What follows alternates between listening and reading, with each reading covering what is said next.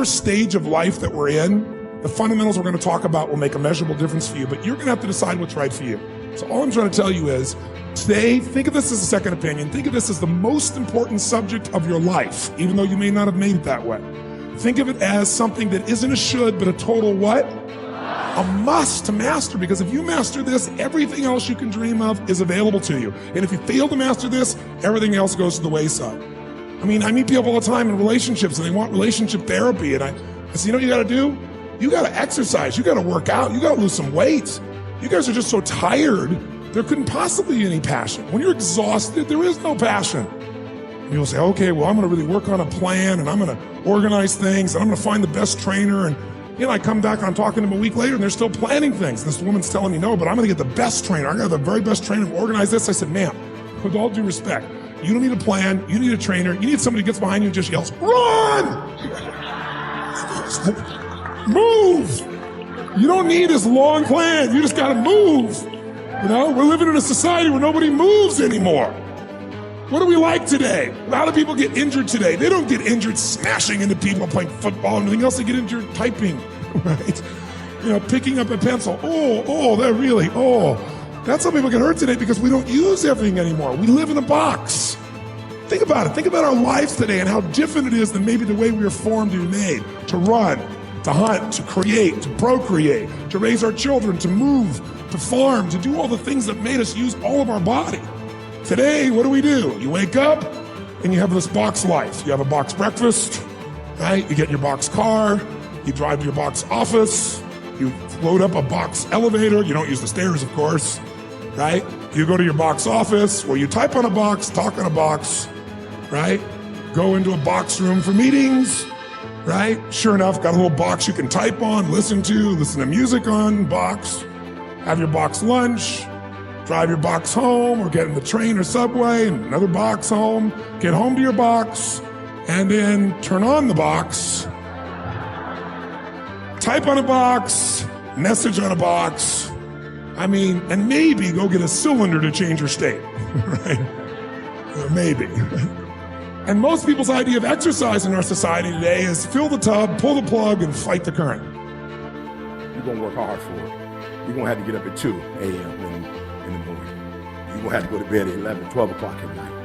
And you're gonna have to do mixtape, and you're gonna have to get a master's, a PhD, and another PhD to catch me. You're gonna have to write book after book after book. And you're gonna have to take care of your family. You're gonna have to take care of your wife. You're gonna have to take care of your kids. Listen to me, Glenn was at the celebration. And my wife said, listen to me, my husband don't treat me like a queen. Whatever, she said, I don't know what's past queen, but whatever that is, that's how he treats me. You're gonna have to work hard to catch me, because I'm gonna find out what the benchmarks are. I'm gonna reach the benchmarks, and I'm gonna excel at them. And if those of you in this room, you know what the benchmarks are, and you reach the benchmarks, now you chilling. I'm telling you, you may not eat the way you're eating forever with that attitude. You might not live the way you're living right now for the rest of your life with that attitude. 1, 2, 3. Now! Good. So we got the now. It seems like we got the now. We got it down pat. No, for real, that's what I want to hear. We got that now down pat. We got that energy down pat. So when we leave, triple double every area of your life. I need it in your marriage. I need it in your parenting. I need it if you're in school, if you're a student of any game. I need it in your personal life. Like I need it. Like, E.T., come on, E. Why are you on that? Like, why? Because there's some people who got it going on financially, but what happens is when you have it going on financially, but you don't have it going on in the other areas of your life, that one area may not sustain you forever. But when you are successful when you beast mode in every single area, you have a greater chance when you don't compartmentalize greatness, and you are great in every single area. Ambulation. And Jung had this idea that you had a potential future self, which would be in potential everything that you could be, and that it manifests itself moment to moment in your present life by making you interested in things. And the things that you're interested in are the things that would guide you along the path that would lead you to maximal development. Now, it sounds like a metaphysical idea or a mystical idea even, but But it's not. It's not. It's a really profoundly biological idea. The idea is something like, well, you're set up so that you're automatically interested in those things that would fully expand you as a well-adapted creature. Well, like, there's nothing radical about that idea. What else could possibly be the case? Unless there's something fundamentally flawed about you, that is what the situation would be. It's kind of interesting to think about how that would be manifest moment to moment, but the idea is something like, well, your interest is captured by those things that lead you down the path of development. Well, that better be the case. Okay, so that's fine. And so there's some utility in pursuing those things that you're interested in. That's the call to adventure, let's say. And the call to adventure takes you all sorts of places. Now, the problem with the call to adventure is, like, what the hell do you know? You might be interested in things that are kind of warped and bent. And often it's the case that when new parts of people manifest themselves and grip their interests, say, they do it very badly and shoddily. And so you stumble around like an idiot when you try to do something new.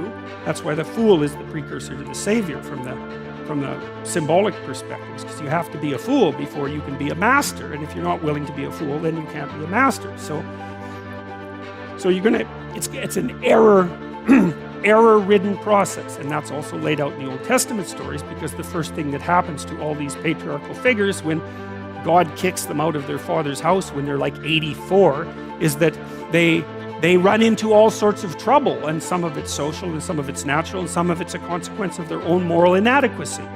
So they're fools. But the thing that's so interesting is that despite the fact that they're fools, they're still supposed to go on the adventure, and that they're capable of learning enough as a consequence of moving forward on the adventure so that they straighten themselves out across time. And so it's something like this. This circumambulation that Jung talked about was this continual, we'll return to this continual circling in some sense of who you could be. You might notice, for example, that there are themes in your life. You know, when you go back across your experiences, you see you kind of have your typical experience that sort of repeats itself. And there might be variation on it, like a musical theme, but it's like you're circling yourself and getting closer to yourself as you move across time. That's the circumambulation. Now, remember that for a second, because we'll go back to it. Okay, so imagine that something glimmers before you. It's an interest that's dawning, and you decide, well, first of all, you're paralyzed. You think, well, how do I know if I should pursue that? It's probably a stupid idea. And the proper response to that is, you're right, it probably is a stupid idea, because almost all ideas are stupid. And so the probability that as you move forward on your adventure that you're going to get it right the first time is zero. It's just not going to happen. And so then you might think, well, maybe I'll just wait around until I get the right idea, and which people do, right? So they're like 40-year-old, 13-year-olds, which is not a good idea. And so they wait around until it's waiting for Godot, until they finally got it right. But the problem is you're too stupid to know when you've got it right. So waiting around isn't going to help, because even if the perfect opportunity manifested itself to you in your incomplete form, the probability that you would recognize it as the perfect opportunity is zero.